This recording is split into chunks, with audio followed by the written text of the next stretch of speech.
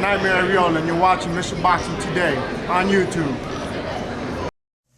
Heavyweight boxing fans, what's the deal? First, let me give a shout out to a subscriber, Roger Kelly. Sent me a few articles about my man Joseph Parker. So I'm going to try to knock these videos out, man. Try to get these some Joseph Parker news out there to my Kiwi heavyweight fans, just heavyweight fans around the world. But this article was on stuff.co.nz, and the title is, what is this? British heavyweight David Price eager to fight Joseph Parker on Anthony Joshua's world title undercard. Okay, now there's rumor, possible rumor, and this would be great if this was to happen, especially for somebody like me who loves the division. This is heaven for me. But November 26th, and I seen this article on a boxing scene where they were talking about Joshua versus Pulev, Parker versus Price, and then White versus Chisora on November 26th, a triple header. That'd be awesome. That would be awesome, man. Now, I've done videos a few days ago about White and Chisora possibly happening, and then Pulev and Joshua. Pulev was the name that I thought Hearn and company, that's the name I thought they were going to go with, either Pulev or Stiverne. I know Stiverne right now, looking like he's going to fight Povetkin for the WBC interim title. The winner will be in position to fight my man Deontay Wilder when he comes back from his injuries that he sustained in that areola fight with the injured hand and the injured bicep, okay? I'm going to leave this article in the description box that's on stuff.co.nz.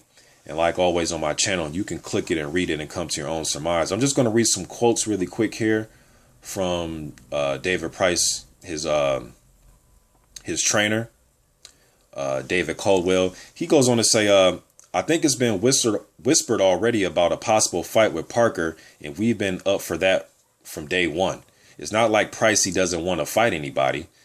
Okay, he also goes on to say, it seems the Parker team want the kid to fight. I like their attitude. They want him to be active. Everyone thinks it's just you got to hit Pricey on the chin and they win. So they probably see him as an English name to build the Joshua fight. I don't think they're hesitating. And I think he's right. A lot of fans right now do believe that all you got to do is go in there, hit Price one good time on the chin, and he's going to sleep, like the way he did against my man Erkin Tepper. Although Tepper was like on 4 or 5 different steroids the day of the fight, or, you know, when that fight took place around that time. But you can't change the fact that Price went to sleep, though, man. I know it was a juiced up Tepper, but you can't change the fact that he went to sleep. The Thompson fight, we know Thompson has some situations with a drug test. He fought Thompson twice, man. It's the same result. You know what I mean? So it is what it is. You can't change the fact that maybe Price does have a iffy chin. You know, and Price is no slouch, like it says in this article. He is no slouch. He did win the bronze at the 2008 Olympic Games. He won gold at the 2006 Commonwealth Games. He's a former British and Commonwealth heavyweight champion. You know, he's only 20-3. You know, but again, though, we have to see what happens with Parker in this fight with Dimitrenko. Man, we just can't overlook him like this is going to be some walk in the park.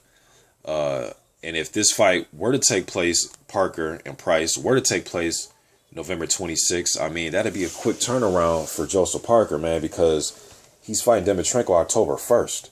And I'm not sure Price can even beat Dimitrenko. You know, I'll probably favor Dimitrenko in a fight over Price.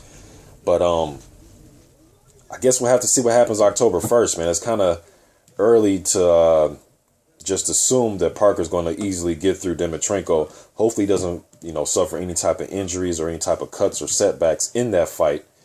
So I'm not sure how Hearn and those guys would promote that fight. I'm not sure when they're going to start promotion for the November 26th card.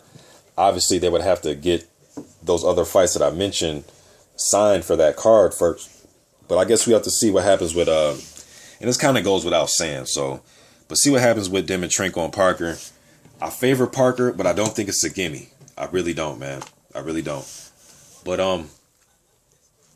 I think this fight would make sense because of the reasons COLDWELL said. Price is a name, especially if you're trying to build Parker's name out there to the UK fan base. because I'm pretty sure when Parker fights Joshua, the fight's most likely going to be in the UK. Hopefully it's here in America. Maybe it could be at the MGM.